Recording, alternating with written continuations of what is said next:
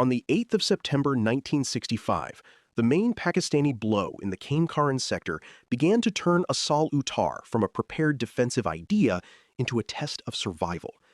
The Indian withdrawal had created a defensive zone, mines had been laid, water had been used to soften the ground, and infantry and armor had begun to settle into a box around the likely approaches.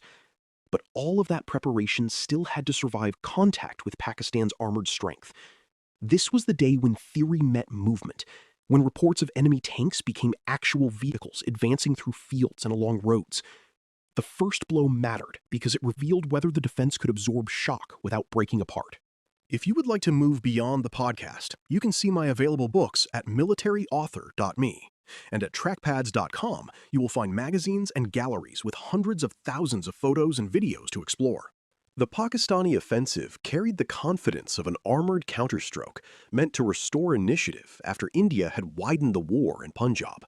The aim was not merely to retake ground lost in the earlier Indian advance or to punish a forward division.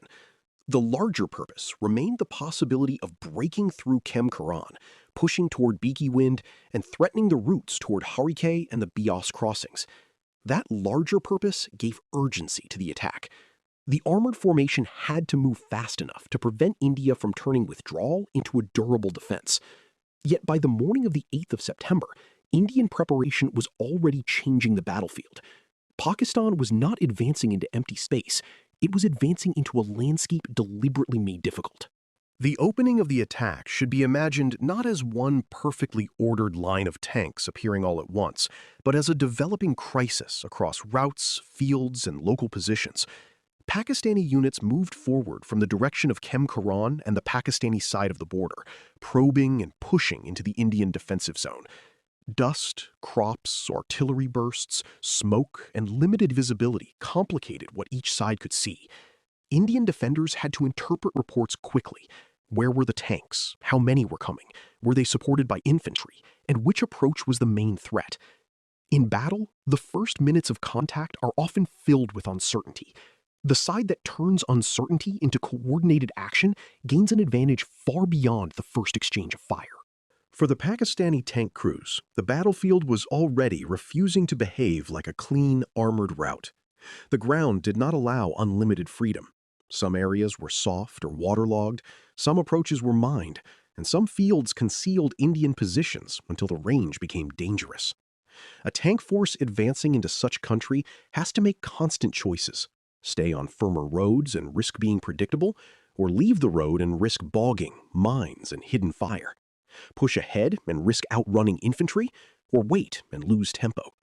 These choices are not abstract. They are made by commanders under pressure, by drivers reading the ground through narrow vision, and by crews who know that a wrong movement can trap them. The Indian defenders had their own burden. It is one thing to plan a killing zone, and another to remain steady while enemy armor approaches. Infantrymen in field positions and village defenses had to hold while artillery and tank fire shook the ground around them. Anti-tank crews had to wait for useful shots rather than waste fire too early. Tank crews had to use concealment and fire discipline, engaging when the enemy was vulnerable instead of revealing themselves at the first sign of movement. Artillery observers had to call fire onto moving targets and likely concentrations. The defensive box depended on each arm doing its work at the right time. If one part failed, the pressure on the others would grow rapidly. The first blow also tested communications. Reports from forward positions had to move upward and sideways, while orders had to reach units that might already be under fire. Radios helped, but they did not remove confusion. A commander might hear that tanks were approaching one village, only to learn moments later that another route was threatened. Artillery requests could compete for attention. Tank units might need permission or warning before shifting position. In armored warfare, speed is not only physical movement, it is the speed with which information becomes decision. Pakistan was trying to move fast enough to unhinge the defense. India was trying to think fast enough to keep the defense connected. As contact developed, the defensive preparations began to show their value. Mines and difficult ground slowed the attackers in places, and slowing was the first step toward destruction. A moving tank is hard to hit and harder to trap as part of a larger formation. A tank that stops, turns, bunches with others, or tries to pick a route through uncertain ground becomes more vulnerable. Indian fire could then fall on vehicles that had lost the smooth momentum needed for exploitation. This did not mean every Pakistani tank was immediately destroyed, and it did not mean the battle was easy. It meant that the Indian defense was beginning to impose its terms. The attack was still dangerous, but it was no longer entirely free. The psychological effect of the early engagements mattered on both sides. For the attackers, the first losses or delays could raise doubts about whether the enemy was truly collapsing. A tank crew seeing vehicles hit nearby or hearing reports of mines and hidden guns begins to treat the ground differently. Caution spreads, and caution costs time. For the defenders, early success could strengthen confidence that the plan might work. Even one or two effective engagements can change the feeling of a battle. Men who had withdrawn the day before could begin to believe that the retreat had not been a defeat, but a move into a position where the enemy could be hurt. Morale is not separate from tactics. It grows or falls through tactical experience. The fighting on the 8th of September also showed the danger of tanks becoming separated from the full combined arms system. Pakistani armor needed infantry to clear close resistance, engineers to deal with mines and obstacles, artillery to suppress Indian positions, and reconnaissance to find the safest and most useful routes. When that cooperation faltered or slowed, the tanks faced increasing exposure. Indian defenders, by contrast, needed to keep their own arms connected under pressure. Infantry had to hold long enough for tank and artillery fire to matter. Armor had to support without being wasted. Engineers' earlier work had to be protected by fire. The day's battle was therefore not a simple duel of machines, but a competition between two systems trying to function under stress. The terrain around villages such as Asal Uttar and nearby positions began to shape the action in ways that broad operational plans could not fully control. Villages created hardpoints and visual breaks. Crops hid movement and weapons.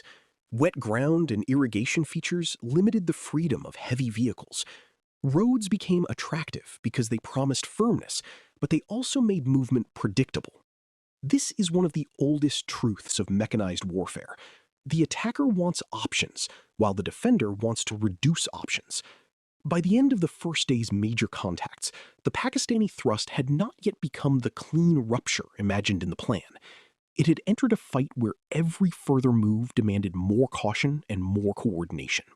For Indian 4th Mountain Division and the supporting armored units, survival on the 8th of September was itself an operational achievement. The division had been under pressure, had withdrawn, and had only limited time to organize. If the Pakistani attack had shattered the defensive box on the first day, the road beyond Khem Karan might have opened before India could properly respond. Instead, the defenders held together. That did not mean the battle was decided. More severe fighting would follow, and the Pakistani offensive still had strength. But the first blow had failed to produce immediate collapse. In a battle of tempo, denying the attacker quick decision can be the beginning of victory. The human experience of that day was harsh and frightening. Tank crews fought inside steel hulls filled with heat, noise, fumes, and the knowledge that a single hit could turn the vehicle into a trap. Infantrymen faced the approach of machines that seemed enormous at close range. Artillerymen served guns while trying to keep up with urgent fire missions. Engineers and support troops worked in areas where the front was not always clear. Civilians in the surrounding countryside saw fields and roads transformed into a battlefield. The first blow at Asal Uttar was not a neat test of doctrine. It was a day of fear, confusion, discipline, and violence, with every local decision carrying consequences for the larger front. By the end of the 8th of September, the trap had not yet fully closed, but it had proved that it could hold. Pakistan's armored thrust had entered the defended zone and found movement harder than expected. Indian forces had endured the first shock and begun to break up the momentum of the advance. The battle was now moving from preparation into attrition, from the hope of rapid breakthrough into the reality of a fight shaped by mines, flooded ground, concealed fire, and village defenses. The first blow did not end the struggle, but it changed its meaning. Pakistan still sought the road to the Beas, yet that road was already narrowing. Asal Uttar had begun to answer armored ambition with terrain, timing, and organized resistance. You've been listening to Famous Tank Battles. These battles were never just about machines. They were about doctrine, terrain, firepower, logistics, and the hard problem of turning shock into victory. For more military history writing and books, visit militaryauthor.me. And for magazines, podcasts, and a massive archive of military photos and video, visit trackpads.com. Thanks for listening.